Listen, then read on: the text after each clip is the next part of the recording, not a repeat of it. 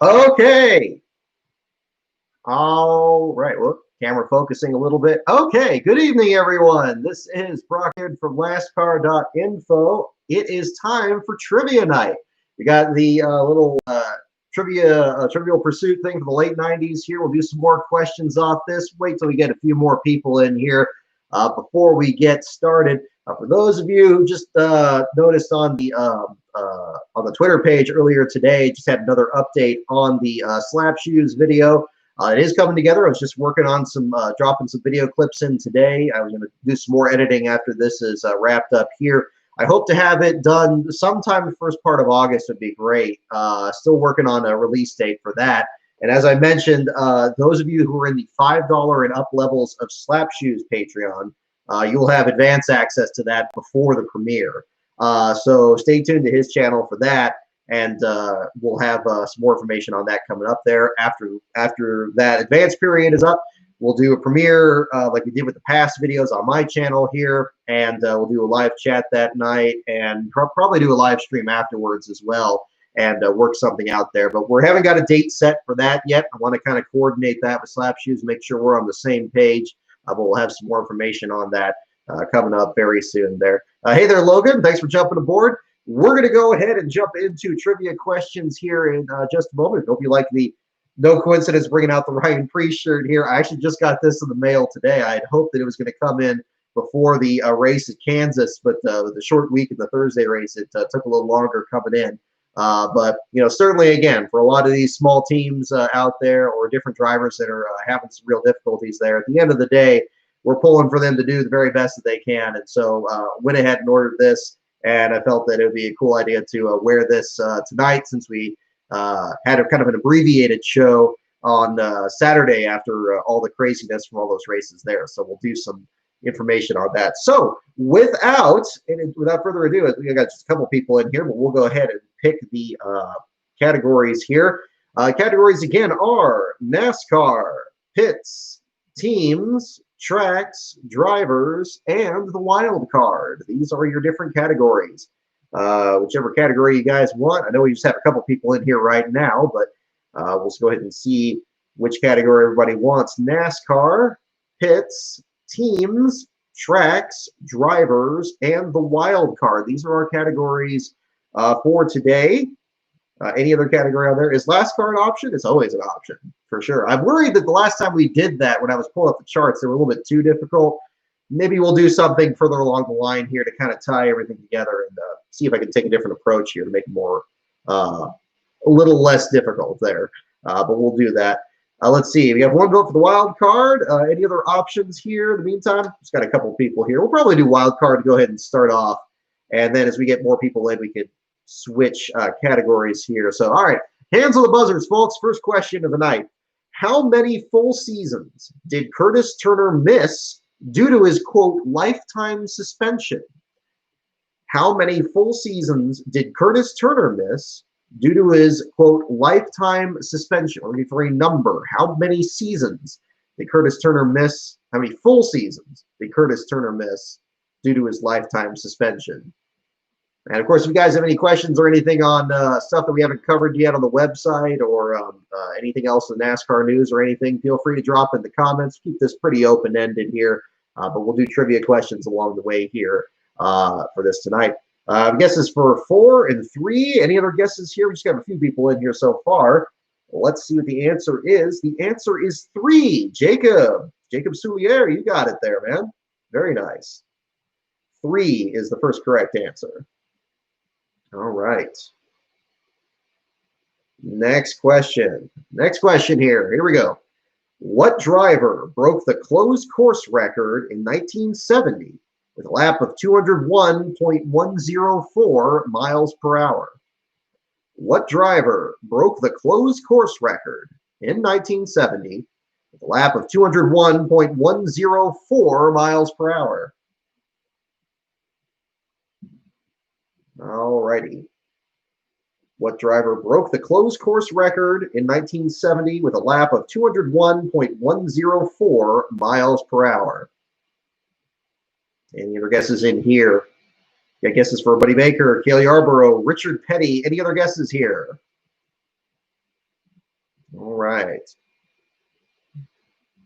What driver broke the closed course record in 1970 with a lap of 201.104 miles per hour? Okay, we got a few guesses in here, and the answer is Bobby Isaac is the correct answer. Now, that seemed like a Buddy Baker question. Joseph Galsworthy, I was kind of thinking along your lines on that one. But yeah, Bobby Isaac is the correct answer.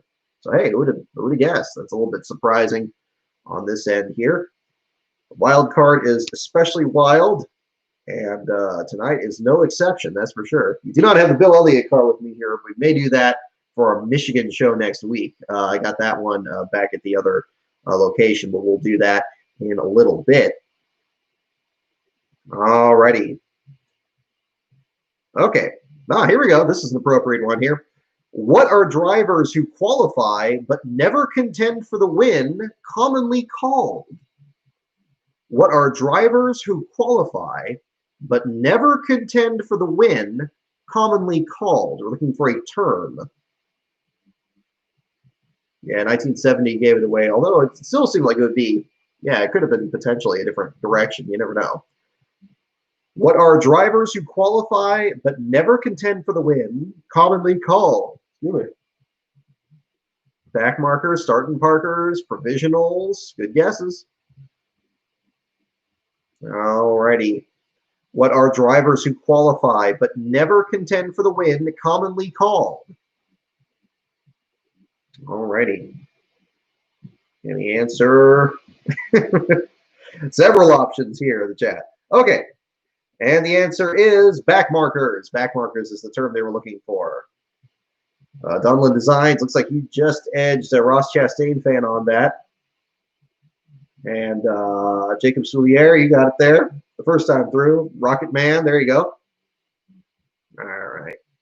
Get some mid-tier questions here. Maybe we can get something that's a little bit more intense here as we pick things up. Here we go. Who met Nostradamus in a 1998 Miller Lite ad after racing back in his, quote, time machine? Who met Nostradamus in a 1998 Miller Lite ad after racing back in his time machine? That is our next question.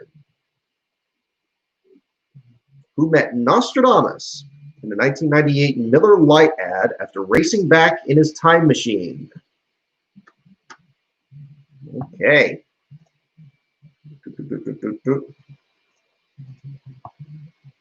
Okay, got that there. Let's see. Okay, interesting. Alrighty. And who met Nostradamus in a 1998 Miller Lite ad after racing back in his time machine? The answer is indeed Rusty Wallace. The group has it there. Rusty Wallace is the correct one. Joseph Galsworthy, your question there. If you could make a documentary on a moment or era in NASCAR, what would you do? That's a tough one. That's a tough one. A lot of, I think at this point, what's made things a bit more difficult to pick a subject is there are certain subjects that I think would come off better in a documentary, and other subjects I think would be better in a book.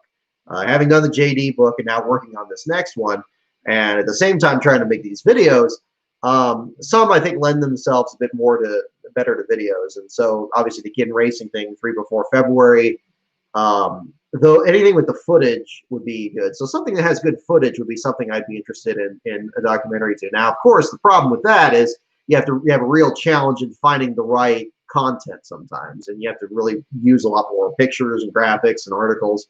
You see the same thing in like the videos that I've narrated for NASCAR Man as well, especially when you're trying to do a story that doesn't have a lot of footage or anything. You have to really be resourceful with certain assets and everything.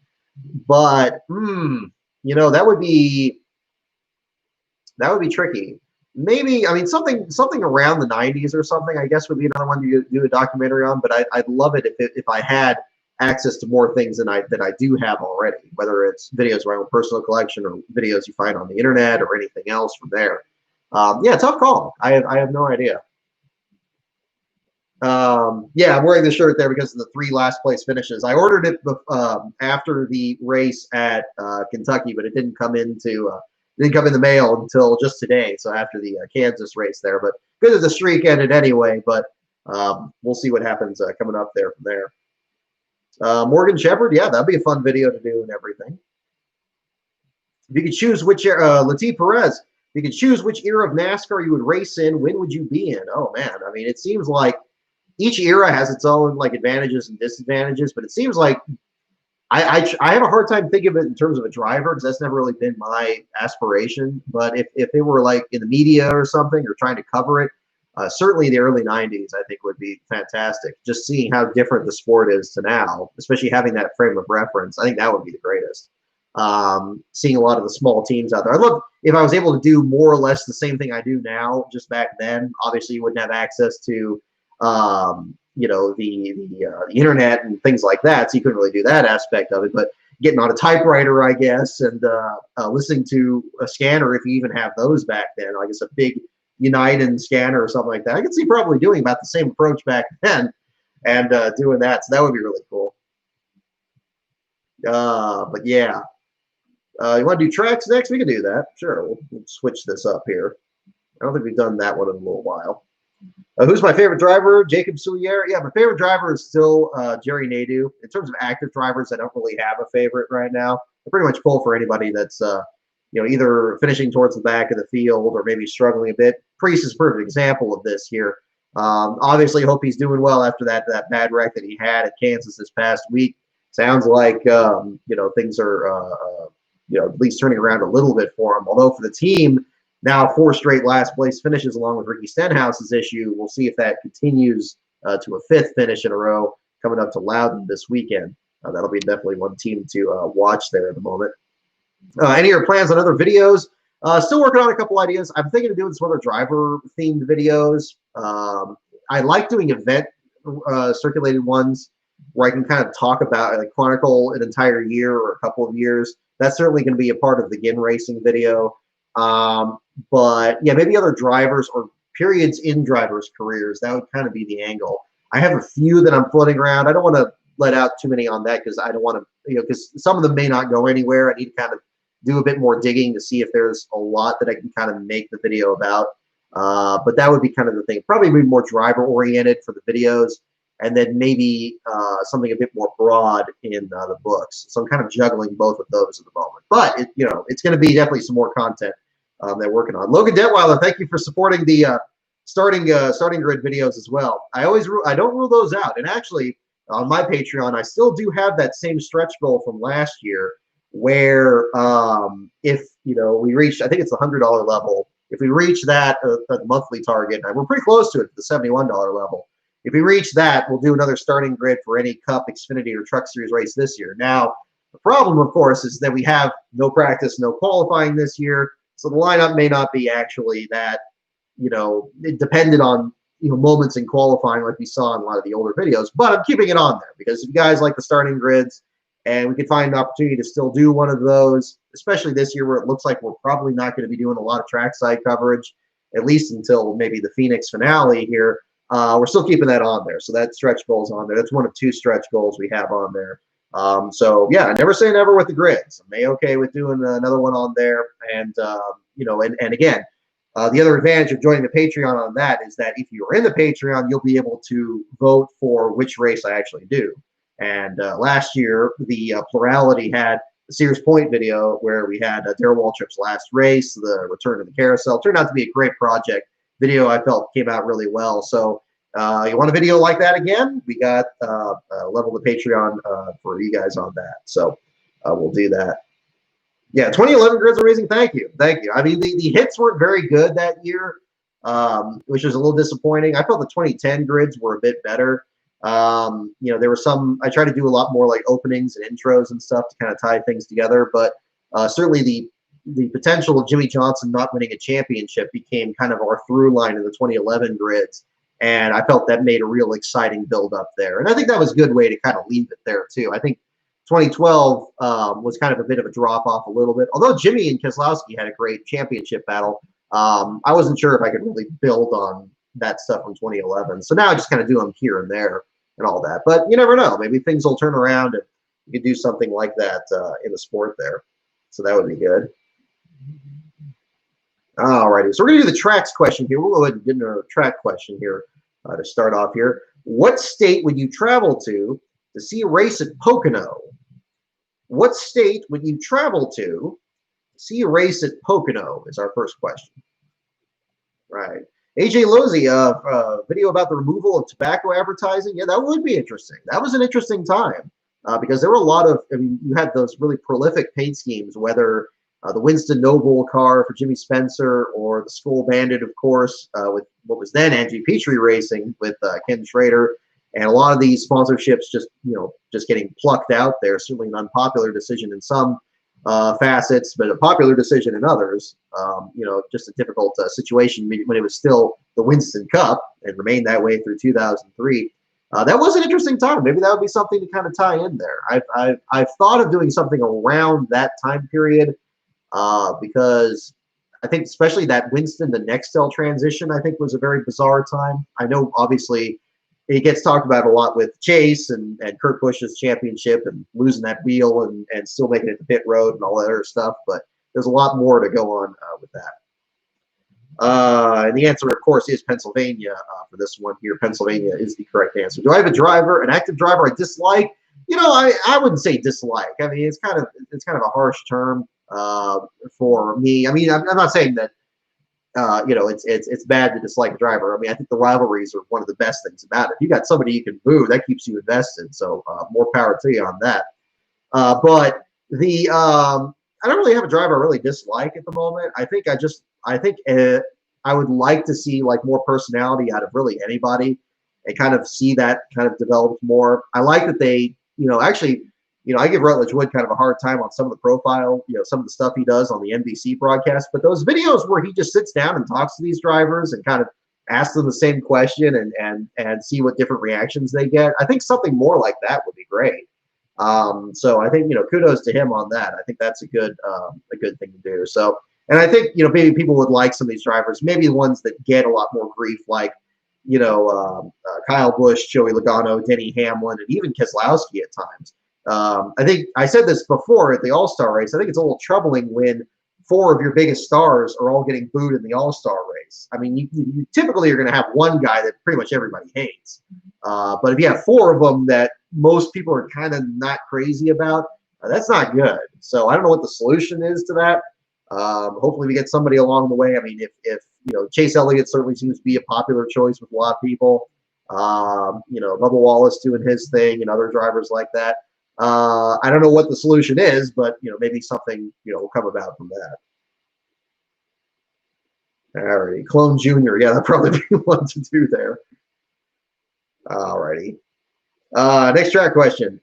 What track does engine builder Richie Gilmore consider the hardest on engines? Wow, here we go. You suddenly went from a 1 to a 10 here. What track does engine builder Richie Gilmore consider hardest on engines? That is our next question. Yeah, Denny Hamlin. Yeah, Joseph Galsworthy. I see your comment there on Hamlin. Yeah, I can definitely see that, why some people don't like Hamlin. Hamlin's, I think one thing that maybe can be difficult with some of these drivers, especially the current crop, is maybe they came across one way at the beginning of their career and then something very different later on. I think there's some, like Hamlin's kind of one of those guys where, I remember when he started, he used to be kind of like, a little, he wasn't really that fitness oriented and everything. He seemed a little bit more down to earth. And then later on, he kind of gets into this whole, I don't know, it's hard to really pinpoint. I guess the 1,000 short track race comment or something like that. I know everybody's been running that around and stuff like that. But I mean, he is an extremely talented driver. And I think, even drivers that maybe I disliked earlier in my life, like I still, I can still respect the heck out of them for like their talent. Like when I was a kid, I didn't like Dale Jarrett and I didn't like Rusty Wallace. Those were 2 big ones because especially like Jerry Nadeau on one side, but also Ricky Rudd was another driver I pulled for. And it seemed like Rudd was always getting messed with Dale Jarrett and Rusty Wallace all the time. Jarrett is his teammate at Robert Yates, and Rusty Wallace just as the road course competitor that they had for so many years in their careers. But Rusty on the short tracks and Dale Jarrett, especially on the super speedways, were absolutely incredible drivers behind the wheel. And it's so hard to grasp that now. You really look back at it in the past and just really appreciate just how talented they were and what great teams they did have. I mentioned this in the 90s video there, and that's why pretty much they're the top two guys I mentioned in the video. Dale Jarrett was just absolutely unstoppable at those big money races. He was great at some of the most difficult tracks, Darlington, Daytona, Indianapolis, making up those laps before the Lucky Dog in Indianapolis after running out of fuel, just incredible. And Robert Yates being what it was at the time, and then Penske being what it was when they were just beginning to expand from a one-car to a multi-car operation. Rusty Wallace doing as great as he was at Bristol, even late in his career, winning his first race and his 50th race there, really points just how much he had figured out all those tracks. And the short track reduction in the series, by the way, check out NASCAR Man's video on that I narrated for him on the cookie cutter evolution in the 90s. He brings it up very well in that. A very different time in there, but I think that was perhaps a reason that you didn't see Rusty as dominant later in his career. I don't think it was just age or competitiveness or anything. I think perhaps just the lower dependence on short tracks was another one. Oh my goodness, Beast of Metal! Thank you so much for the super chat there. Goodness, dude, you didn't the solution is a more likable breed of superstar. That said, at least Brad, when he feels like playing the villain to win races, doesn't try to play fake hero like Joey, aka, quote, every negative Connecticut stereotype in one man. Well, I've never been to Connecticut, so I can't comment on how accurate that is. But Logano is certainly one driver that seems to be not as popular with people these days, which is unfortunate. But I can see how he would not rub people the right way. I think Slapshoes had a good comparison. If I remember correctly, I think he compared him to Darrell Waltrip as just kind of, being, all smiles and everything, but kind of getting away with a little bit of sideways kind of racing there. I can definitely see Logano now and Darrell Waltrip even further back in his career are kind of rubbing people the wrong way. Now, maybe like Waltrip, there's a good, good side there that maybe is going to get more appreciated further along. But well, and again, certainly Denny Hamlin being one of the many people in this. Yeah, that personation at Martinsville with the squinty-eyed thing and all that, saying, yeah, that's short track racing and all that. That was fun. I mean, that's the crazy part. But I don't know. Maybe NASCAR could do something with that. If you have 3, maybe 4 drivers that everybody's booing, you can work something out with that. Or maybe they're all competing for the win and everybody's just waiting for one guy to go up there and drive through all of them or something. But you can't set up a situation like that. That's the one problem with that. But but I think but Keselowski, he seems to be just kryptonite lately for a lot of these teams, especially like Chase Elliott. Pulling off those victories there at the end, there like Bristol and everything. Great job with that. But great comment there, BCL. I haven't thought every negative Connecticut stereotype in one man. Man, oh man, that's a mouthful on that. But I mean, maybe there seems to be a turnover rate now, I think, with a lot of these new personalities coming in there that we didn't see for a few years. If you look at the early 2000s, or I'm not the early 2000s, quite the opposite, the early 2010s, there were about 3 or 4 years we had very few rookies coming in and very few small teams coming into the sport either. And there was a lot of stagnation in there, which is unfortunate. And it even got to the point in 2012 where both Stephen Light and Josh Wise were driving for starting park teams and going for Rookie of the Year. So there was a real problem there, and which is too bad because Stephen Light and Josh Wise, both solid Xfinity drivers, just not, they just never got the right opportunities and not the right rides, and things didn't take off there. But that's a whole different scenario there. But maybe something will work out on that. Let's get the answer to this question here in the meantime. What track does engine builder Richie Gilmore consider the hardest on engines? And the answer is Martinsville. Martinsville. There we go. Put the finger. There we go. Martinsville is the answer to that question. Yeah, Talladega, Michigan, Pocono, Fontana. Yeah, these are all good guesses. It seemed like a Michigan. I was almost thinking Atlanta maybe would be a good answer.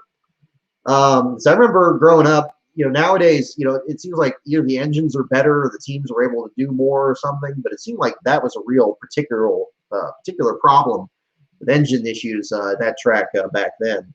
That would be another one on that one for sure. Yeah, Martinsville, certainly high revs and everything. I mean, you get a lot of even, I mean, the last car battles at Martinsville are some of the most interesting because unusual things break. You know, you get weird brake issues, brake line issues, electrical issues. We had a lot of that in the spring race this past year, where I believe Reed Sorensen was back there, Garrett Smithley, and a number of other teams that were back there kind of for extended periods. Ultimately made the last place battle competitive. Ultimately went to Timmy Hill, which was unfortunate because he had about a top 20 car going that night. Definitely check out the read-up on that for more information on that one. All righty. Let's get our next track question here. What California track hosted its first NASCAR Winston Cup event in 1989? There we go. What California track hosted its first NASCAR Winston Cup event in 1989? Ultimate 23 Dragon, are you a soothsayer? You kind of jumped on that right as I was reading the question. Goodness, man. What California track hosted its first NASCAR Winston Cup event in 1989? And the answer is indeed Sears Point, correct. Sears Point. See, even this thing agrees that that is the proper name for the track. Cannot wait to go back and cover that race. We'll see when that's going to be. I thought they were going to talk about doing the schedule for next year, although it seems so speculative at this point. But I guess, you know, there's still a possibility of it, but we'll see where we end up. Who knows? That would be highly interesting. Phoenix, you're very close, Stephen C. That'd be 1988 on that one. But both those tracks used to host NASCAR Winston West, or what's now the ARCA Menard Series West races for years before that. So that's always an interesting one. All righty.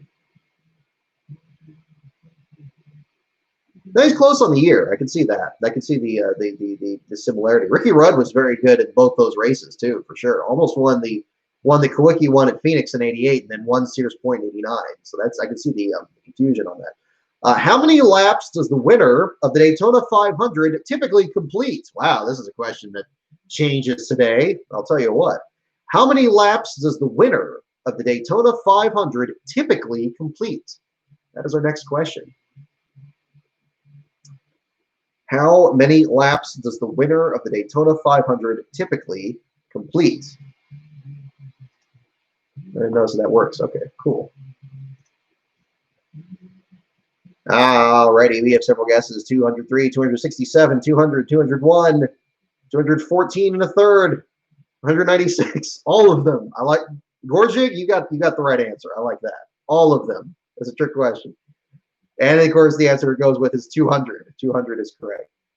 Clever wording, yeah. Typically. Alrighty. Okay. This one I'm not entirely sure of either.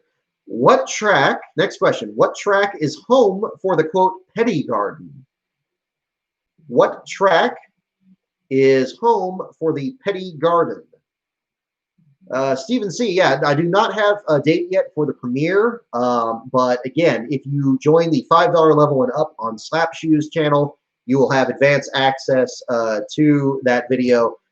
It will certainly be within this next month. That's my goal on that. So if you're new to this the Slap Shoes Patreon, you know, and if you want to get the advanced access on that, that's going to be very soon on that one there. So you'll be able to support that channel as well as be able to get advanced access to it. Once we'll make that announcement as we get further along here, and then we'll have a date for the premiere along the way. What I want to make sure is, again, to be able to collaborate, kind of organize that with him and see if we can kind of work something out where we're both in the chat. We can work something out on that, and we'll see with that. But we'll have some more information on that pretty soon here. I'm, again, still working on the video. I'm still trying to figure out. It's going to be about 45 to 50 minutes long. I'm dropping in clips today. It might stretch it a bit closer to an hour. Not quite sure yet, but we're going to have some more information on that pretty soon. John Garrett, thank you again for your support on the videos. Yeah, the 1994 Speed Weeks and 3 before February. The 94 Speed Weeks, that was actually a video I just narrated for NASCAR Man. I believe that was actually the first one I narrated for him on the NASCAR Man History channel. So full credit to him for the script on that. That was the first collaboration I've done before this current one with Slap Shoes. And I actually have another script for NASCAR Man that I printed out the other day that I need to record on that. So I'm going to jump on getting that one done too. But 3 before February, yeah, that was the one I wrote. and put on my channel here. So I'm glad you enjoyed both of those there. Certainly two very difficult periods in the career, definitely periods that I recall from a younger age. I believe it was just in grade school when the Neil Bonnet and Rodney Orr passed away, and then in 2000 I was just graduating high school. So it was a very different time, but a different one to talk about there. But yeah, Rodney Orr is a fascinating story, and I think the background. I mean, NASCAR Man did some great articles on him before we did that video that are still available on Racing Reference. Definitely give those a read because he was able to dig up some great pictures from his earlier career, especially in Goody's Dash and even motorcycle racing, which is pretty surprising. You don't really hear.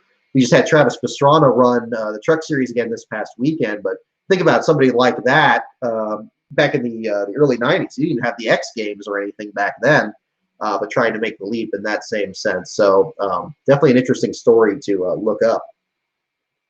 The answer to the question here, what track is home for the Petty Garden? The answer is Atlanta.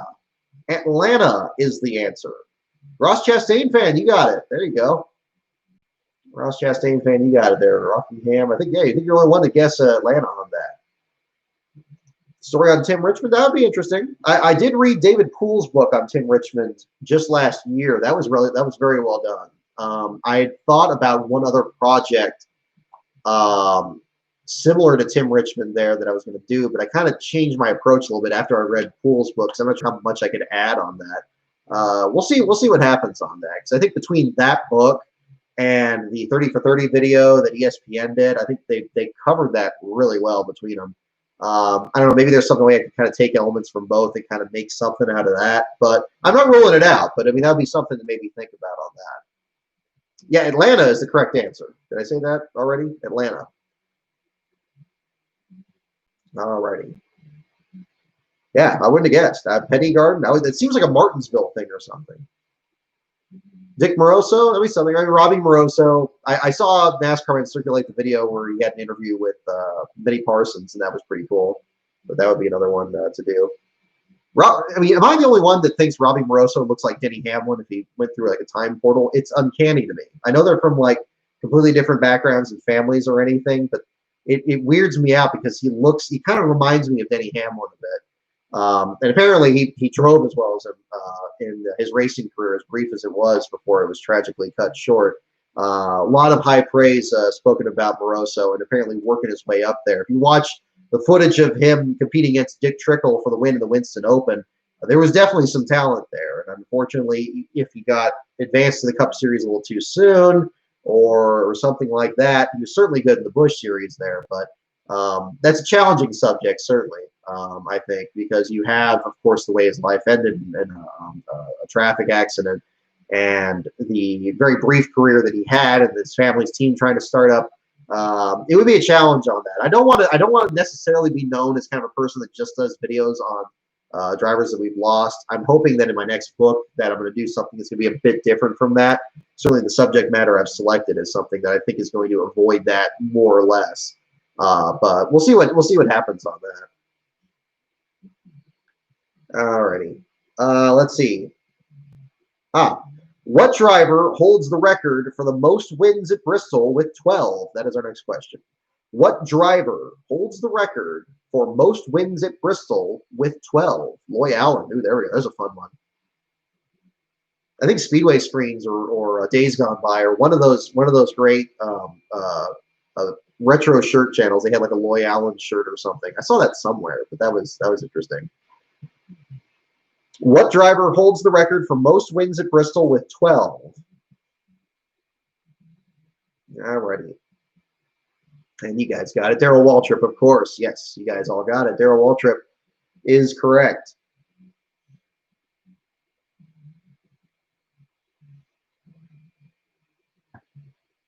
Alrighty. And let's see. Gary Bradbury, that would be interesting. I like that die-cast of the 19 car, the child support recovery one. Kind of a TriStar Motorsports Gary Bradbury crossover. It's just wonderfully obscure. And that's why I took a picture of it out on the track at Sears Point. I think it wasn't last year. I think that's when I had the Darrell Waltrip ones out, but I think it was the year before. Well, actually, no, maybe it was the same time because it was a 97 scheme. I think I was looking for other ones from around that age and did that, but that was kind of neat. Oh, that's right. Yeah, that's what I had to give away for the Jeff Bodine car because he was the last person to finish last when they ran the carousel in '97. So I did a time with that. That was fun. That was fun. I'd like to do something like that again. Okay, that one's too easy. Let me do this. No, that one's also too easy. Ah, here we go. What raceway did Roger Penske fork out the big bucks for in 1973? What raceway did Roger Penske fork out the big bucks for in 1973? That is our next question. What raceway did Roger Penske fork out the big bucks for in 1973? That is our next question. Alrighty, we got 3 guesses for Michigan. We have 4 for Michigan, 1 for Riverside, 5, 6, 7 for Michigan. Is it Michigan? Is it 1973? 8, 9, 10? Okay, we're okay. That's pretty overwhelming here. What raceway did Roger Penske fork out the big bucks for in 1973? The answer is indeed Michigan. Michigan is the absolute correct answer. All right. Here we go. How about this one? Here's one for you Labonte Brothers fans. What speedway was the site of 3 of Bobby Labonte's first 6 career wins? What speedway was the site of 3 of Bobby Labonte's first 6 career wins? 3 of the first 6 wins of Bobby Labonte's career.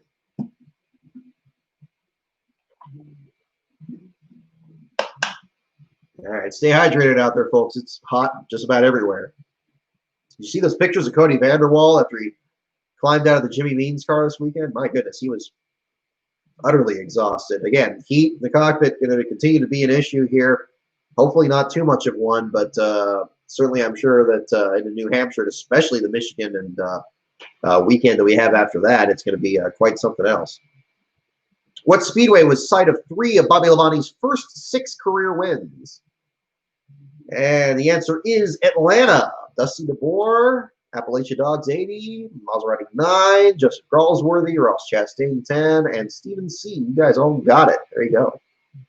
Oh, thank you, Lee Shuford. I mean, I still try to improve a bit on my inflections and everything, and I try not to mumble too much. Sometimes I kind of string my words together a little bit. It's kind of like my handwriting that way, to be perfectly honest. That's something I was a little nervous about in doing this crossover with Slap Shoes, is I know that there's going to certainly be a comparison between his approach and mine, and his channel is way bigger than mine, and his fan base is way bigger than mine. But, you know, I think when I listen to it, I've been listening to the recordings and kind of going back and forth on it. And that's what we do. We're basically going to be trading off back and forth sections as we go through it. I think we complement each other pretty well in our narrative style. So I don't think it's going to be too distracting. But well, you know, that's not for me to decide. That's for you guys to decide. So looking forward to that on that when it gets back there. Yes, Atlanta is the correct answer. That's the one where we had the video in the 90s. Why NASCAR was awesome in the late 90s. Where Labonte was the quadruple specialist I mentioned. I usually thought about not just Atlanta, but also Charlotte, of course, where he won his first race. But yeah, once they reconfigured Atlanta, Labonte in that 18 car, they just figured that out. I don't know what it was, but yeah, he was much better. I mean, and Skinner was actually right. It used to be Dale Earnhardt that was really good there, and then Bobby Labonte really took over the mantle at that point. All right, here we go. Who is the only driver to win 5 Southern 500s at Darlington? Who is the only driver to win 5 Southern 500s at Darlington? Now, this is as of the late 90s. We're not talking about necessarily anything past maybe 99 or 2000. So in that time period, who was the only driver to win 5 Southern 500s at Darlington? That is our next question. Jeff Gordon, Richard Petty, Bobby Allison, Kelly Arborough, Silver Fox, yeah, David Pearson, potentially. The only driver to win 5 Southern 500s at Darlington. Pearson, Petty, Allison. Which Allison, Donlin? It could be, there's actually some real competition in that one. Who is the only driver to win 5 Southern 500s at Darlington? We got Cale. We got Bobby. Okay, Bobby, I see. All right. And the answer is Cale Yarborough. Cale Yarborough indeed is the correct answer. Justin, looks like you got it first there. And then Appalachian Dogs 80, Man with No Name. Appalachian Dogs 80 again. Cale Yarborough is indeed the correct answer. All right. All righty, here we go. Next question. Who was the winner of the 1996 Brickyard 400? Who was the winner of the 1996 Brickyard 400? 1996. I almost thought Gordon. I was leaning towards Gordon on the question on the Southern 500s. Who was the winner of the 1996 Brickyard 400?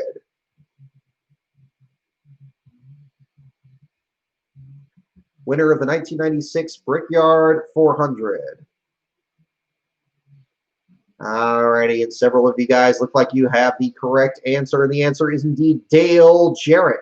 That was the race that Johnny Benson Jr. led several laps in. As you see in my video, Johnny in the fast white car, that was his breakout race, really, that kind of set him on the trajectory of getting into Tyler Jett's team and potentially having a better run there. Oh, yep, you're right, Ian Miller. Yep, the year introduced Kissing the Bricks. There you go. There you go. Dale Jarrett. All right, let's get the next question here. Here we go. Who was the only repeat winner in the first 10 years of Cup racing at Phoenix? There you go. Yep, see, Ultimate 23 Dragon. Great minds think alike. Who was the only repeat winner in the first 10 years of Cup racing at Phoenix? Who was the only repeat winner in the first 10 years of Cup racing at Phoenix? Alrighty, Rusty Wallace, Kowicki, Davey, Rusty, Mark, Gordon, Rusty, all good guesses. The only repeat winner in the first 10 years of Cup racing at Phoenix. Cup racing at Phoenix. The only repeat winner in the first 10 years of Cup racing at Phoenix. Alrighty. And the answer is Davey Allison. 1991 and 1992 is the correct answer. Won it in 91, won it in 92, setting the stage for the Hooters 500, giving them the narrow point lead that ultimately led you into the Hooters 500. That's one thing that's interesting about the 1992 season. And again, and mentioning again the late great David Poole and the books that he wrote. He wrote, and again, I really like Rick Houston's book on NASCAR's Greatest Race. That's a fantastic one too.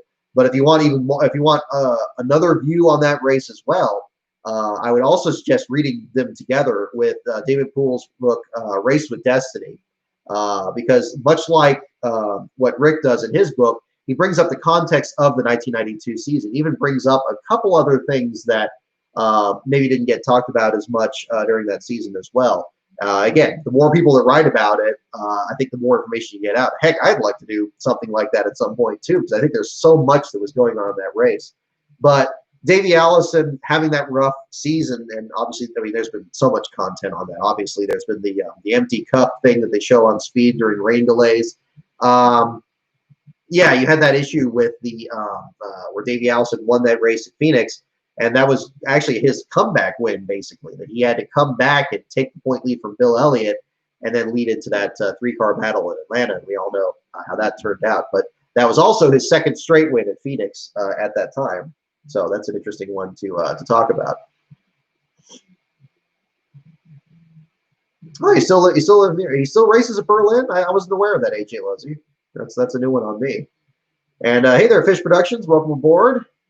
John Garrett, do I think Indy should add lights? I mean, possibly. I think there should be more races just held on Sundays. And I'm also in the contingent of people who think that there needs to be a race at noon Eastern time. Get the race started at 9 o'clock. Get the whole thing in. Leave the rest of the day open.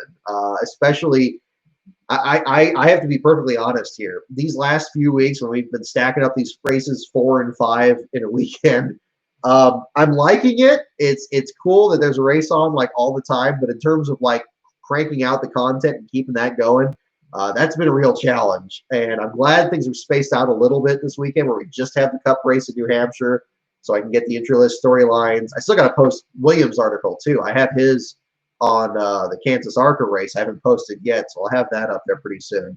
But that would be another one to do. Oh, he's part owner of Berlin. I didn't know that. There you go. See some familiar faces. Oh, somebody deleted me off your sub list, Jason? Okay. I don't know what happened there, but good to have you back. Go Gilliland fan. There we go. All righty. Oh, thanks. Thank you, Clark. Thank you for your comment there too. Yeah, David Gilliland, the Gilliland family are always fun to watch. We rode in the shopping cart, the large, big red shopping cart at Sonoma with Todd Gilliland a couple of years ago, and spoke with David a couple of times. He's never turned down an interview. David's a perfect gentleman. Really enjoyed following his career, and that was cool. I think he gave me a scoop about like him running another Cup race or something when he was running part time. So that was really neat. But that was a different time there, a couple of years ago. All right, here we go. What track boasted the first concrete super speedway? Gillian. Yeah, there we go. It's a mouthful. A lot of L's. The Matt DiBenedetto of his time. I still remember the first time hearing about Matt DiBenedetto when he was a Gibbs development driver. I was on a different podcast doing donuts on Race Talk Radio. Unfortunately, the show's not on anymore. But Dennis and Lori on there were fantastic hosts of it and were very kind to have me on as a regular guest on their show. But I remember there was a night in like 2007 where we were talking about Matt DiBenedetto, and he had led a lot of laps in a race, and so we had to say his name over and over again. We can't just say him. We can just use pronouns or something. We had to actually say DiBenedetto over and over again. So we were all tripping over each other and doing it. And pretty much the whole show, I'm sure the audio of it is out there somewhere where we're like, Matt DiBenedetto, Matt DiBenedetto. I think the trick to saying it is treating it as D instead of D. It's the that makes it hard to transition into the B of the Bena. So if you go DiBenedetto and treat it like two parts, I think you can do that a little easier. But I still find myself saying DiBenedetto instead. So that would be another one. There we go. Let's see. What track boasted the first concrete super speedway? That is our question again here. The first concrete super speedway, the answer is Dover. Dover is indeed the correct answer. Several of you got that right off the bat. Appalachia Dogs looks like you beat Man with No Name, Dusty DeVore, Justin, and Blake Thiemann in the top 5. Fish Productions, not quite. Although Concrete Darlington sounds kind of cool. But Darlington is fantastic as it is.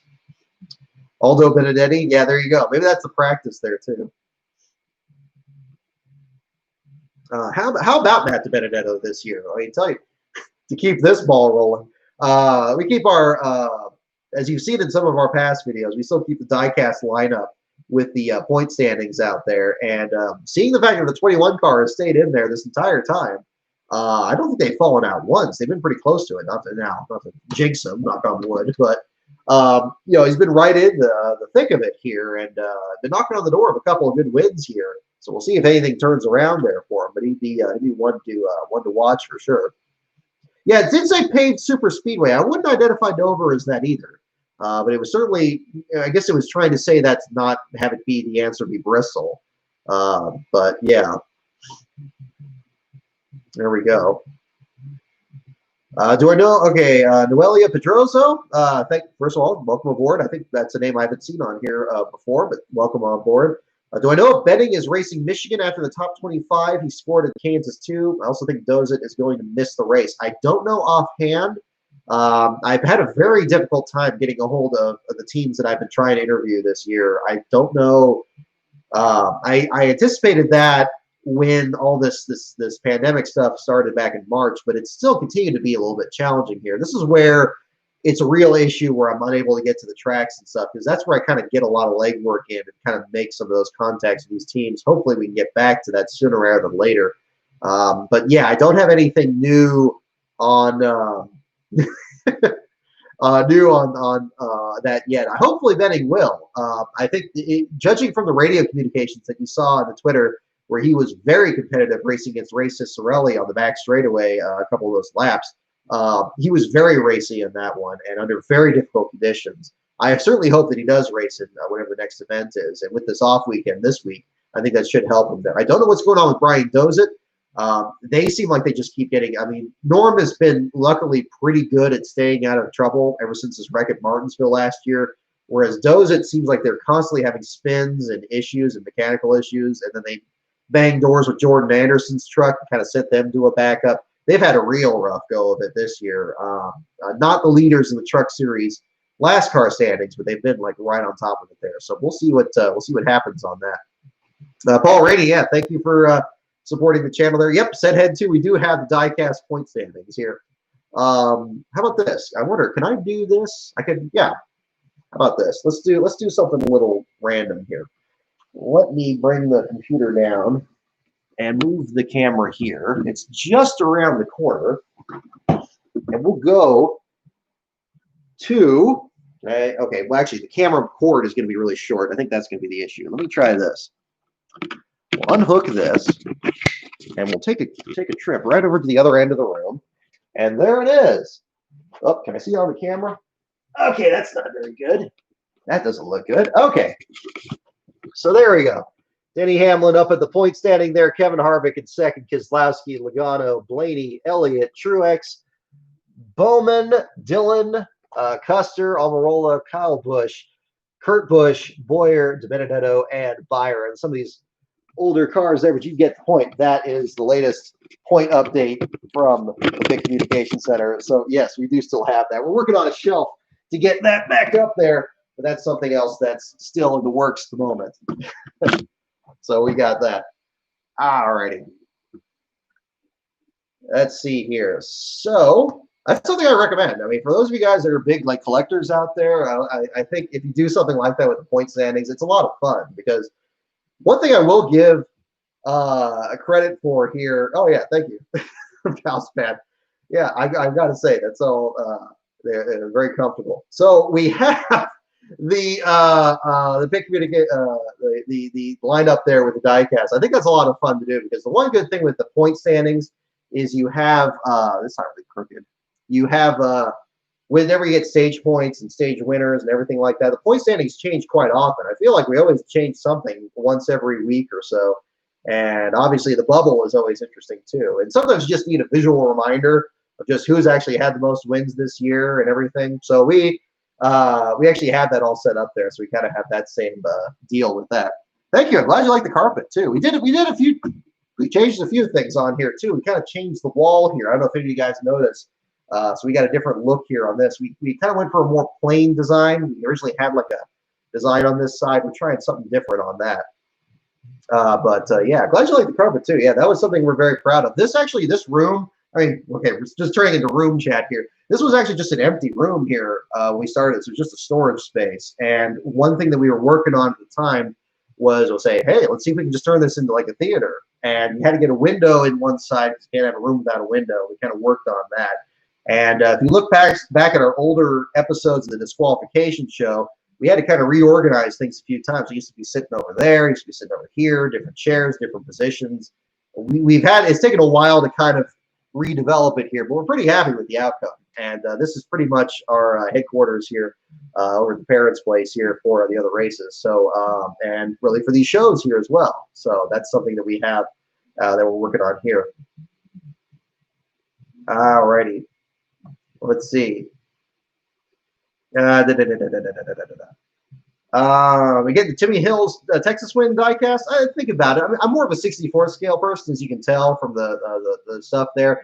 24th, I'm pretty sparing on. I did pre-order the Kyle Weatherman one because I thought the Mike Harmon top 10 was a great story. I don't even know if that's going to get made. That's the other problem with those too. Sometimes they don't get made, and that's an issue. But hopefully, that's one step towards that getting done. By the way, great fundraisers for a couple of these teams. Mike Harmon's team apparently has raised a couple thousand off the door off of Weatherman's car that ended up getting last after he got Harmon's first top 10, and then the Bubba Wallace bumper, of course, Great donation over to the Motor Racing Outreach. So some great initiatives out there that are helping people out under pretty difficult circumstances. So it's good to see that coming out there as well.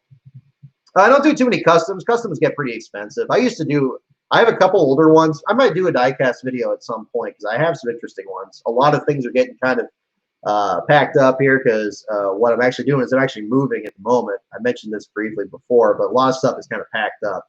So once we get things kind of organized and everything, we'll get stuff set up, and it's going to be real exciting. We're going to get a good kind of getting a more purpose-designed studio here and kind of getting something set up, but that's going to be kind of a long-term. We got a few other ducks to get in the row here in the meantime and work something out. But the good thing with this year being the way it is and not being able to really cover races in person is it's freed up a little bit of time to do that. So that's kind of where we are on that. Let's see. There we go.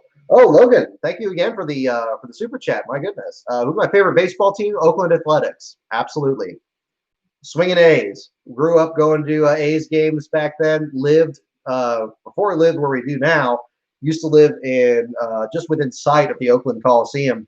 And I know a lot of people don't like that Coliseum. They don't like the multi-purpose facilities, but there's reasons that one it lasted a lot longer than others. And it's not just because they didn't want to put money into it. I've never had a negative experience there. I think the food is actually surprisingly good. And and there's some great sight lines there. Actually, took a trip there last year for Easter, just on a whim, just because I had some free time. It was on the same BART line as everything else, the subway or equivalent of it here in the Bay Area. That's always a fun one. But yeah, Oakland A's is definitely my team there growing up. There's other. I've wavered a bit on my favorite football team. Grew up Raiders, of course, but from the same region. But I've gone more Buffalo Bills in the recent years, so that's been more my direction. Have an ongoing competition to see if that's going to be they're going to win the Super Bowl before the Vikings do. That's the ongoing rivalry between myself and the younger one here. So that's going to be kind of the thing. Let's see. Yeah, the Boris Said diecast, that's a good one too. That one's actually not a custom. That's a Checkered Flag Sports one. They did a limited run of that card, I think 2007. So that was a good one back then. There are fall day dirt tracking or short track stuff. Yes, and there's plans to do more of that as well. Do the my old previous location at a dirt track up here. There's another short track we've been to recently. We're actually in the process of looking at the schedule and see if we can be there even as recently as this Saturday. Don't know what that's going to look like with all these regulations and everything, but hey, I mean, don't ask, don't get. We'll see what's going on with that. But that would be great to do. Yeah, dirt track racing is fun. I'm more of a pavement guy, but the dirt stuff is a lot of fun. And we used to have the World of Outlaws at our short track a few years ago. It was great seeing Steve Kinsler race in my hometown here just a few years ago. That was a lot of fun. That's one there too. Noelia, about James Davison back in 53. Good to see him back out there. That would be good to see. There's a case with a team called Petty Ware Racing. Okay, that's a weird thing. I think it's the 51 team. They worked out some kind of an alliance with the Petty team because Petty's used to have two cars. They had the 43 and the 44. And then there was a weird thing where, for some reason, I don't know how they worked this out. They took the 43's charter and then it went to Rick Ware's team, and then the 43 got a charter from somebody else. I don't get the point of that.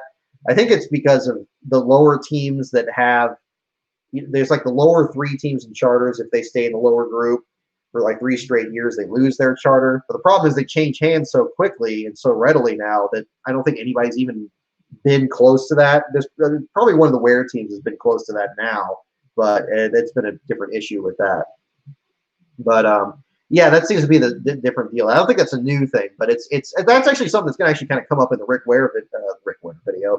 We don't have a Rick Ware video set yet, but you never know. In the Gin Racing video, it's going to talk a bit more about owner points and things like that because that ended up being a critical element of what happened during that season in 2007. Yeah, Checkered Flag Diecast is nice. If you ever want a Robbie Gordon car from the late 2000s, that's the company to go for. I actually found a Gin Racing Joe Nemechek a while back, the 13 car. So that was pretty cool. So you got that one. Do you remember the Raiders car that Ron Fellows was supposed to run in 2003? I do not. I do not remember that. That was good. Steve Kinzer racing NASCAR. I do remember that. I remember that as a rookie in '95, I think it was. Ended up getting replaced by Hut Strickland, which was too bad. I remember pulling for him back then because, again, I think I've always had a soft spot for any team or driver that's struggling out there, and Kinzer was one that stood out because it seemed like he was struggling so much right from the get-go. And there were other rookies back that year that were having problems too. Corey LaJoie's father, Randy, was driving for Bill Davis Racing. Had one of my favorite paint schemes. Very simple, a black and dark green Pontiac, the old school Pontiac. It wasn't the most aerodynamic car out there, but I thought it looked great. And this was the same team that Ward Burton ultimately stepped into and then scored his first win at Rockingham at the end of the year. That was a good one too. Oh, Ultimate 23 Jacket, no worries. Thanks for coming on by here. Yeah, the show's running a little bit long here. Maybe we'll do a few more questions and go from there. Run the number 80 car for DEI. That would be pretty neat. Favorite pre-COT era driver? I mean, before the car of tomorrow. I mean, it's hard to narrow down. I'd still say Jerry Nadeau on that, but that would be different. That would be the one for him. Post-COT, it's a little bit hazier. I think somebody was asking me earlier. I saw a question about the yeah, there we go. What was the worst car of tomorrow area wreck with the wing? I mean, certainly Michael McDowell's wreck at Texas. John Garrett, and seeing your comment from earlier there. Yeah, I would say certainly McDowell's one there. If we're talking about during a race, boy, I mean, there was a series of years at Watkins Glen that we had some really savage wrecks. The one that Sam Hornish and Casey Kane were in, or I guess Kane put Hornish off in the dirt, and then he collected Jeff Gordon. That was really bad. And then Gordon's wreck at Las Vegas that same year. 2008 had a lot of really bad wrecks. Perhaps was the reason that the championship played out the way it did. But that was probably one of those two would be one I'd nominate for sure. Yeah, unfortunately, Kinzer wasn't very good at NASCAR. Sadler at Pocono, yeah, that one too. Paul Rainey, thank you for checking out the Nadeau video. Glad you liked that one too. I should do some live stream of you doing NASCAR racing games. I am terrible at video games. Let me tell you that. I am absolutely abysmal. True story. Let me tell you about me in video games. When I was in high school, the Star Wars prequels were coming out. And I was hanging out with some friends, and we were playing like the pod racing game, and it was the split screen thing. And so you had like, I think it was just a one-on-one race, and like, God. So I was doing the thing, and I thought I was doing fine. I was watching it, and I'm like, okay, I'm going along. And I'm like, man, I'm really kicking this other guy's butt because the bottom one just keeps crashing all the time. Turns out I was looking at the wrong half of the screen. So that wasn't good. So I finally figured it out with like the last lap because the other guy already won. And so I was like, wait a minute, why is it still going? And then I look at their screen, I'm like backwards and smoking and stuff, finishing last, of course, true to form. So I get in there and I get to the line and I just look like I'm a complete idiot. And it's like, that's like right up there. So like I had that, and then like, I tried the first person shooters and stuff like that. I remember I had a broken, I actually had a controller problem where my character was just jumping against the wall constantly and nothing happened. So like, I don't know what it is. It's like having a green thumb for planting. I just don't have the gray thumb or whatever for video games. So it just doesn't work for me. But if you want to see me do it badly, maybe we can work something out of that. I haven't really done anything like that since like NASCAR Racing '99. That probably the last time I did something like that. And I just in that one, I just like messing with the paint schemes. I didn't really do a lot of the competition, but that would be a different one there. Thanks on there, Jason Radcliffe. Thanks for coming by there. And well, there we go. No, thank you for coming by in the chat here. We'll probably do a few more questions here. I know I've been kind of spacing that out a little bit, but we had some different ones. BJ McLeod didn't enter. Oh, that's too bad. That's another guy I'd really like to talk to there. That would be a lot of fun. Yeah, Bill Davis. Yeah, that was too bad. That was a fun team. NASCAR 98. NASCAR road racing was fun. I remember playing that. If you want to go way, way back, you want to go back to like Cyberdale era, that was a lot of fun. There was a time where, playing the racing games where they felt like arcade games. Those were kind of the ones that were more my speed. Like people still play RC Pro-Am on the or was it RC Pro-Am, or was the one with the off-road racing? That was so much fun, where you have like one where you see the track, the entire like road course, and you're just kind of navigating it in an isometric view. Those are kind of, see, now I'm gonna sound more like a geek or something, but that was a lot of fun. Any of those old arcade games where there was one where it was some off-road driver that was the branding. I can't remember. I'm sure one of you guys have already saying it in that. But yeah, there was that, and there was, yeah, I remember those were a lot of fun. So those are ones I still check out. But of course nowadays, games have just gone way past me. It's like, light years past. There's stars that I can see easier than people that are into video games nowadays. Does anybody remember Big Scale Racing? That was probably the last game that like computer game that I was good at playing, and that was like, again. But I mean, it became kind of just frustrating after a while. But that was, again, I think a lot of like the racing games where it's like an isometric view and you're kind of from a distance and you can see the car going around the track and try to navigate it that way. Like you're literally standing there with your controller and trying to drive, like, that was a lot of fun. I enjoy that. Iron Man Stewart, that's the one. That's the one I'm thinking of. That's the one I'm thinking of. I might have done that. Yeah, Iron Man Stewart's the one more than RC Pro-Am. I probably did RC Pro-Am too. But the off-road one, I remember more. That's the one. See, that's how old I am. That's when the hair starts going away. And that's where you get something like that. You start talking about, what would that be, 8-bit, 6? It's probably like 4-bit back then. I don't even know what the heck that would be. But that was like, this is turning into game chat, folks. We got that too. But that's about the limit of my experience. So like between ages like, I don't know, 8 to 15, that's pretty much my sweet spot there. I've pretty much lived a whole other gap since then now, and that would be a different one. Same game reskinned. Okay, well that would explain it. There we go. That would be a different one. But yeah, Noah Linehan. I'm sorry. Thank you for checking out the 3 before February video. Yeah, I'm glad you enjoyed checking that out. That was a again, difficult year, difficult time in the sport, and it's frustrating to me that it doesn't get talked about more. But I think that's just the Earnhardt effect of it, that it seemed to overshadow that a lot. But I'm glad that you learned a lot from that. That was interesting there too. Ross Chastain fan, yeah, Brandon Ash. I actually met him at Sears Point in 2010. He was fun. Whip out the Sega Saturn. There we go. Yeah, Iron Man Stewart. That's the one. Man, that takes me back. Yeah, the Days of Thunder one's not good.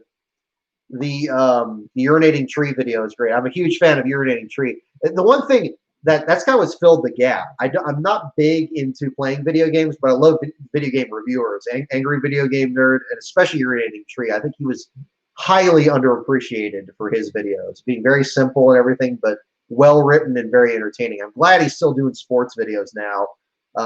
His sports ball series and everything like that. And they're exactly at the same level of quality that he had back then, which is good. Not meant to be a slight at all. I'm very entertained by him. I'm glad to see him get advertisers and more exposure. Very well deserved. That's a lot of fun. Dirt to Daytona. That's a good one. I hear. I haven't played that one. That's a bit after my time. Papyrus NASCAR Racing 1999 edition with the expansion pack running Bull Run Raceway. That would be the one for me. Let's see. Okay, here we go. Let's get another question. Yeah, let's get another question here, Appalachia. What track was first laid out at the foot of Lake Seneca by Cameron Argetsinger? What track was first laid out at the foot of Lake Seneca by Cameron Argetsinger? The Bull Run 1000, the Daisy Markets 100. That's the one that's one of the crown jewel races. What track? I don't even remember what started that. Well, I guess when we did the diecast, that was probably the start of it. What track was first laid out at the foot of Lake Seneca by Cameron Argetsinger? That is our next question. And the answer is, you guys got it, Watkins Glen. Watkins Glen. It is mentioned in the book, in my JD book. We're going to do a few more here. What are we up to? About an hour 10? Okay, we'll do a few more minutes here. Any other random questions or anything you guys on here?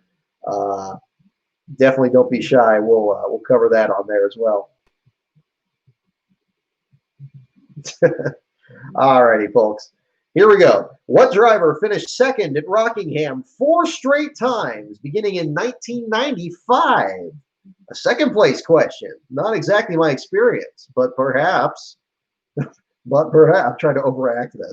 What driver finished second at Rockingham 4 straight times, beginning in 1995? 4 straight times. And sound heads are good. Yeah, Wreckfest videos are fun. I like those paint schemes too.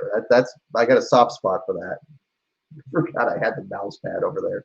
You can see the one over here too. I got plenty of those. Alrighty. Mark Martin, Sterling Marlin, Bobby Hamilton, I assume you mean Bobby Hamilton there, Dale Earnhardt, Ward Burton, Dale Jarrett, Jeff Burton. What driver finished second at Rockingham 4 straight times, beginning in 1995? That is our next question. 1995. Okay. Yes, indeed, a bridesmaid question. What driver finished second at Rockingham 4 straight times, beginning in 1995? And the answer is Dale Jarrett. Dale Jarrett. Said head. You got it. Alrighty. Said head too. I think, yeah, you're the only one to get it. There you go. Good on you. Dale Jarrett is the correct answer. Rick Mast did get second there before said head too, but I believe just the once in 94. That was a heartbreaker. It's too bad Rick Mast couldn't get one cup win, but he did come close many times. Alrighty, here we go. Here's a who's buried in Grant's tomb question. How many laps does the winner of the GM Goodwrench Service 400 typically finish? How many laps does the winner of the GM Goodwrench Service 400 typically finish?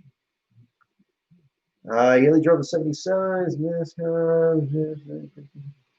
I think that's going to happen. Oh, they're going to bring the 90 in? Are they going to run the 90 this weekend? I haven't looked at the entry list yet. That would be cool to see. Apparently, I've heard that it was the same car that the Cloud ran the last couple weeks as the 78. That would perhaps explain why they would bring it out, if that's the case. How many laps does the winner of the GM Goodwrench Service 400 typically finish? More than the rest. These are good answers. I like these. I like these answers. I'm wondering, you know, I don't want to get a big head about this, but if I've seen other channels like the Honest Trailers thing and stuff do things where people, you know, narrate things in their voice and something like that. Would people be interested in something like that? Like maybe it's a Patreon thing or something? I could do that. I haven't thought if people would be interested in that for anything, but that's something that maybe, I don't know. I've been revising kind of the tier levels that I have in there because I'm seeing kind of what other people are doing, and I think maybe that would be a different approach. Maybe something like that would be interesting. Let me know if you're interested in that. We can maybe try something like that.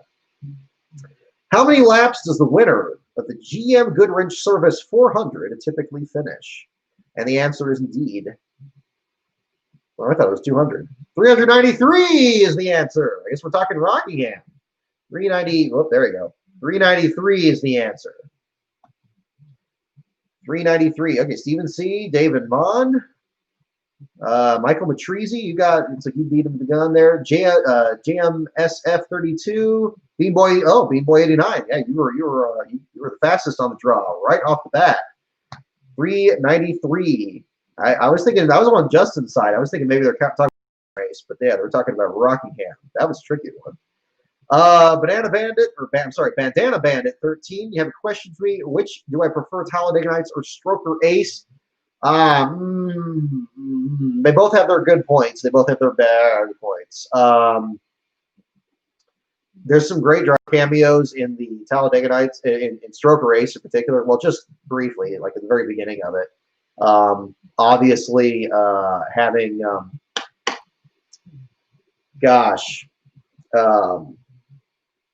the back home in Indiana. Oh gosh, why am I drawing a blank on him? Having him in it was great. That was always fun. But Talladega Nights has. I'm not the biggest Will Ferrell fan. My favorite Will Ferrell movie is still Step Brothers. I think that one's hilarious. Like there's a lot of great stuff in that. And probably the first Anchorman after that. The second Anchorman was pretty warmed over. It wasn't that good. But the Talladega Nights probably third from there. But I still think Talladega Nights being there, I think that's still something I like better than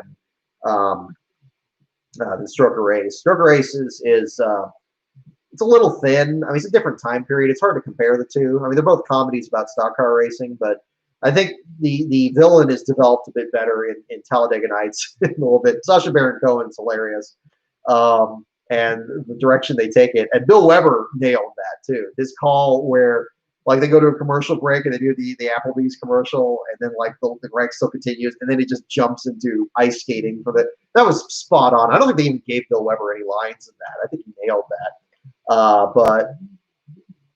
Yeah, I think that's better. I still haven't. Jim Neighbors, thank you, said Ed. That's exactly what I was mentioning. Jim Neighbors, rest in peace, by the way. Jim Neighbors. Yeah, I would say Talladega Nights. We watched Talladega Nights. We were taking a bus trip to Bristol, and they played Talladega Nights on the way, and it just set the mood so perfectly. Everybody was just having a good time, and that was really cool. So I enjoyed that one. Haven't seen Six Pack yet though. I need to. I like Kenny Rogers. That would be fun to see. Yeah, the Panini Cards deal is tied to Golden. Yes, it is. That was actually the sponsor he had when he almost won Talladega last year. So that was a good one. Yeah, must see. Haven't seen Lost Speedways yet either. I need to get that attached. I need to get that app added to our Roku here to watch that. I haven't done that yet. I should do that while I'm up here. I got a couple days here before I go back to work, and that would be a good one to catch up on. I got a lot of stuff to catch up on. I've heard only good things on Lost Speedways, also known as Dale Jr.'s Slap Shoes. I was thinking what they should call it, Dale Shoes or something, where like the A's and 8s instead. Maybe do something like that. Maybe they got a new name for the next season.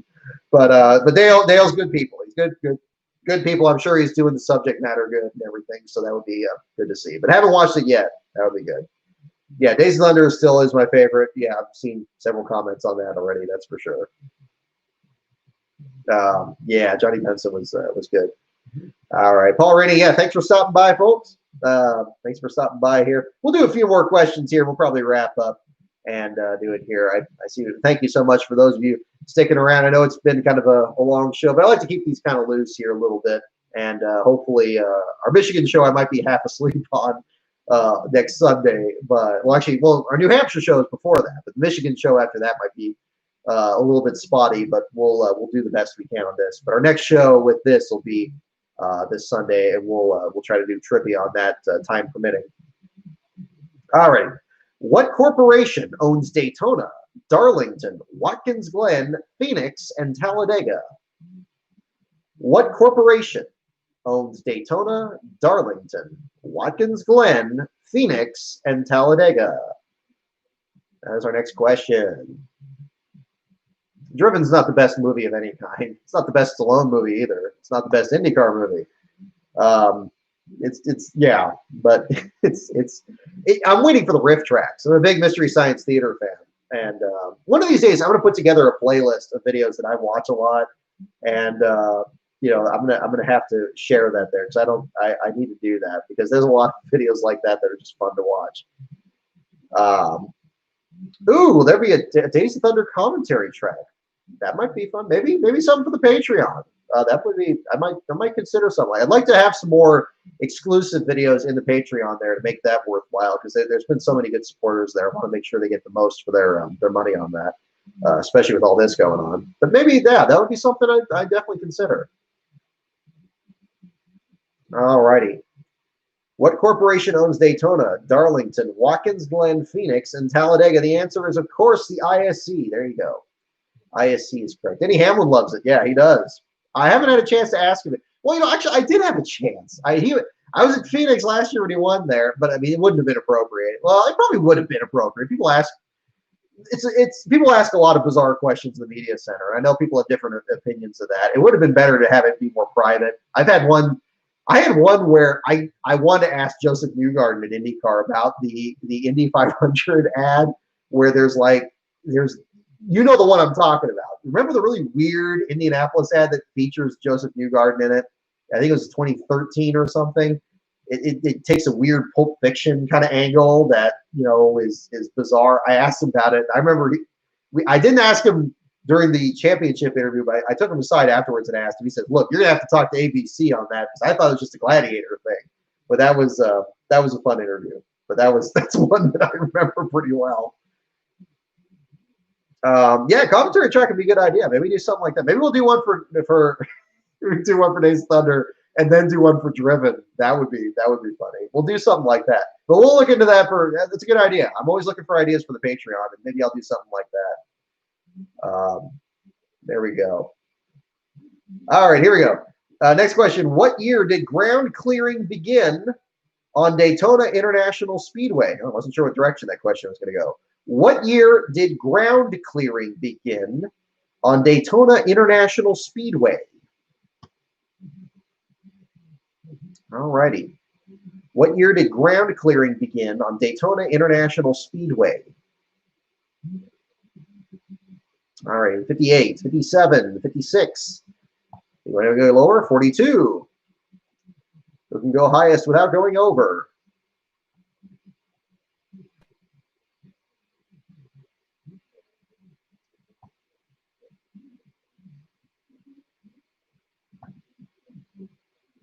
Odds are we can.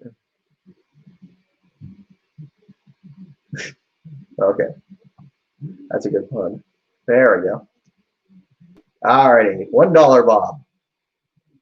You have the one where it's like $1 under the highest one and then try to mess that other person up. Okay. What year did ground clearing begin on Daytona International Speedway? The answer is 1957. Said head 2. You were the first to the gun on that one, it looks like. 57. Justin, you got it too. JMSF32, you got that. There you go. $1, Bob. $1. Come on down. Okay. Okay. We're just going to do, how about we do this one? We'll wrap up here with this. This will be our last question of the night. Thank you so much again for everybody tuning in. It's been a little bit of everything, but we're going to do another one of these shows next Sunday after the New Hampshire race, unless it gets rain delayed. Then it's going to be after whenever the heck that's going to be. But we'll do that and find out. Okay, last question of the night. Who won the inaugural Mason-Dixon 300? Who won the inaugural Mason-Dixon 300? Don't look it up. Don't look it up on Racing Reference. I know that would be very easy to do, but try to guess it off the top of your head. Who won the inaugural Mason-Dixon 300? We don't have a year. We don't have a track. We don't have a clue. But we do have the question. And do we have an answer? Excuse me. Richard Petty and Dale Earnhardt first answers. But we do not have the answer. Who won the inaugural Mason-Dixon 300? That is our last question of the evening. And our special Ryan Preece edition of the trivia show. Sorry, I was looking at the Twitter feed there for a second. Who won the inaugural Mason-Dixon 300? Get those answers in. Get those answers in. Darrell Waltrip, Benny Parsons, David Pearson, Yarborough, Carl Adams, Terry Link. Good job, Sedhead. Probably Petty, Bobby Allison, Fireball Roberts, Pete Hamilton. All right, no such thing as a bad guess. The only bad guess is a guess you do not make. Who won the inaugural, knowing is half the battle. No, who won the inaugural Mason-Dixon 300? Okay, here we go. Last answer of the evening. The answer is, it's Richard Petty. It's Richard Petty, because Richard Petty was the winner of just about everything. All righty. Richard Petty is the correct answer. Thank you so much, everyone, for tuning in. At the patreon.com/LastCarOnBrock is the Patreon. At LastCarOnBrock is the Twitter. LastCar.info is the website. Stay tuned for our next show this Sunday, weather permitting, after our race in New Hampshire. Then we look ahead towards another stacked weekend in Michigan. After that, I guess the Road America races that weekend, too. That's going to be fun. So have a good night, everyone. Thank you, everyone, for tuning in. We know you have many choices when it comes now to Trivia Night, apparently. And I thank you so much, everyone, for choosing this one. We will see you in our next show. Thanks again, folks.